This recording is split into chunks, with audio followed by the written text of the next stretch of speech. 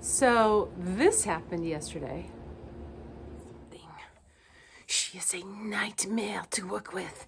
Nightmare. Like super wicked Zoom call last night with my boyfriend.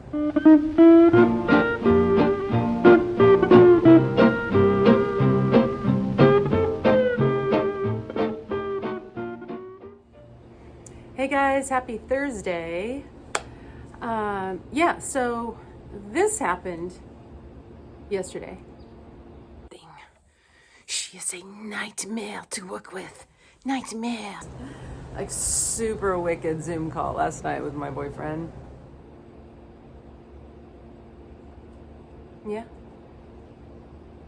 Where do I go from there? I think the only place to go from that is, let's check in on my friend's little birdies.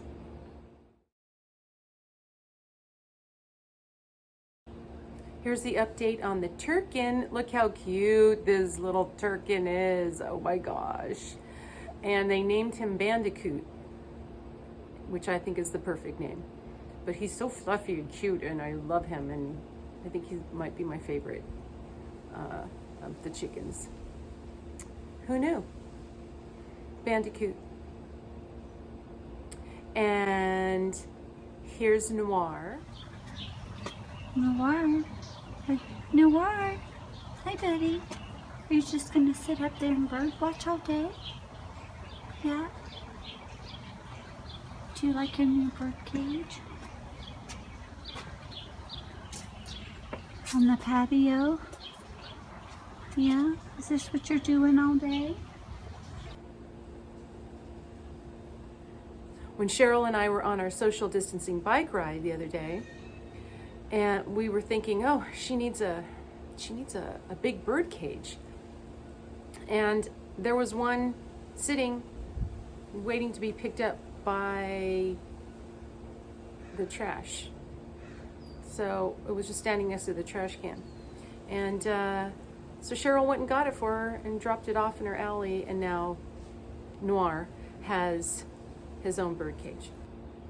So I've been thinking a lot about the new lifestyle that's happening.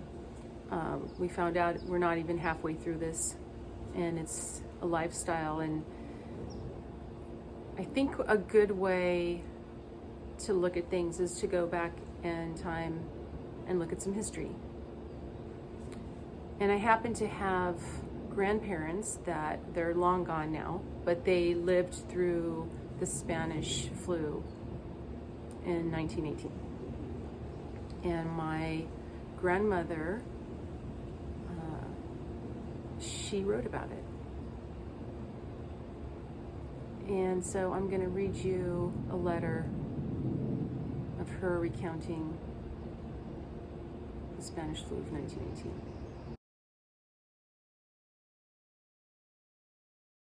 She titled this An Eventful Year. The year was 1918, a very interesting year. At the beginning of the year, the country was involved in the First World War, a war with Germany, a war to end all wars, it was said. There were young men everywhere. Some of them had just received their draft call to report for military service. Many men were in the uniforms of the Army, the Navy, or the Air Force. Some of the men were still in training, while others were on their last leave before being sent overseas. The people at home were active in doing war work. There were men working in factories and some on farms growing food to feed the servicemen at home and overseas. Women were working along with the men or doing women's work of sewing or knitting. There were wool socks and sweaters to be knitted. Many of the women and girls were learning to cook differently. They had to save food, such as wheat flour and sugar, so that there would be plenty to feed the military men and women. In June, my brother Ray and my fiancé, Charles, received their draft calls, although at different times of the month. I was very fortunate. I was able to meet each one in Tiki, Illinois, so we had nice visits, and I saw them leave on their trains for training camps. Their training was for a few short months, and they each would be ready for military duty. My brother had been teaching woodwork and manual arts in a high school. He was sent to Walter Reed Hospital, where wounded servicemen were being sent, some for rehabilitation. So my brother was needed for some of that work. My fiancé, who had been working on a farm, was sent overseas. He was sent to France to replace sick or wounded men returning from the battlefront. I had been going to a teacher's college at Normal, Illinois State University. In September, I returned to school. That fall, a flu epidemic broke out. Many of the students had it, but were able to stay in their rooming houses. Others were being taken home. I was fortunate, so I could stay and continue knitting socks and sweaters to put with the supply being sent to the troops overseas. On a bright sunny day, November 11th, 1918, I went to school as usual.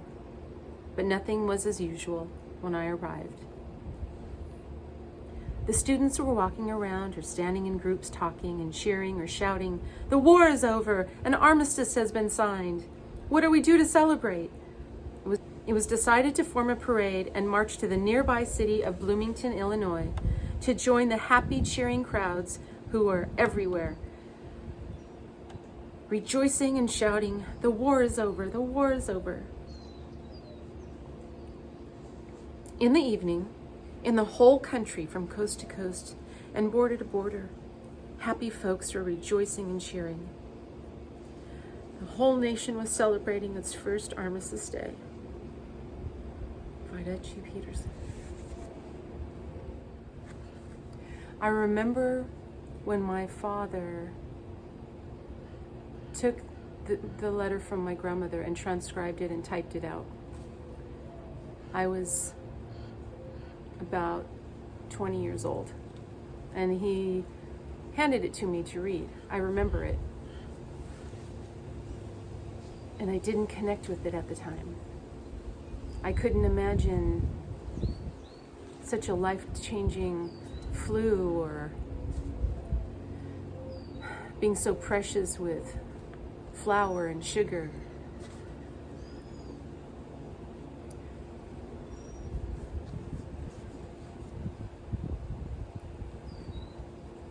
But I think it's really great that my grandmother wrote this.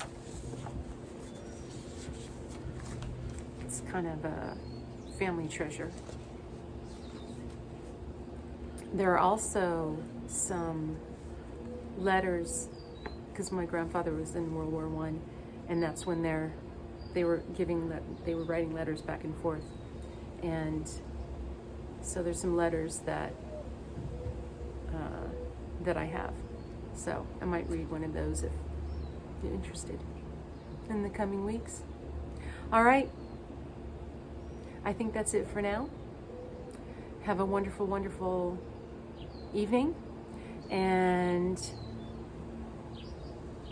I love that my grandmother felt that she was fortunate to be able to help in some way. And here's more warm, fuzzy baby birds. Okay, bye.